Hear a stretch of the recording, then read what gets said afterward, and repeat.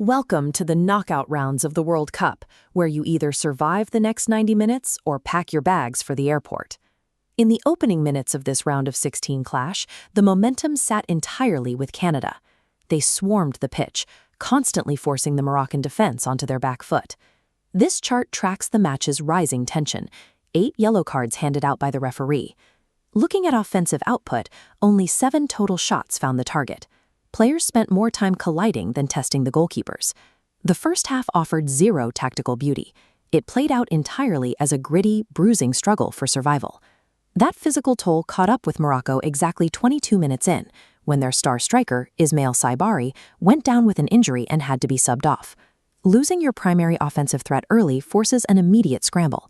The team loses its focal point up front, leaving the midfield with fewer options to relieve the pressure. Moroccan players had to rapidly adjust their defensive shape on the fly, all while absorbing a continuous wave of Canadian attacks. As the halftime whistle approached, Morocco was disorganized, battered, and dangerously close to an early exit. Canada nearly capitalized on that chaos when striker Oluwaseyi broke through the backline for a pure one-on-one opportunity. At this stage of the tournament, a single inch often determines which nation advances and which one goes home. Facing down Oluwaseyi, goalkeeper Bono held his ground and made a massive point-blank save to keep the game scoreless. By denying Canada a guaranteed goal, Bono gave his exhausted teammates a lifeline to regroup in the locker room. They used that lifeline immediately. 5 minutes into the second half, Morocco completely flipped his script and launched their own assault. The spark came from Ounahi, who had to step up and carry the offensive load after Saibari's early exit. Ounahi found open space in the Canadian box and buried his first goal of the tournament, breaking the long deadlock.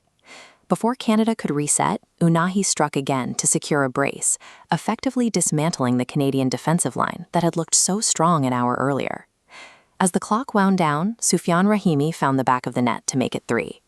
The commanding 3-0 final score completely erased the memory of a first half where Morocco spent most of their time pinned in their own penalty area.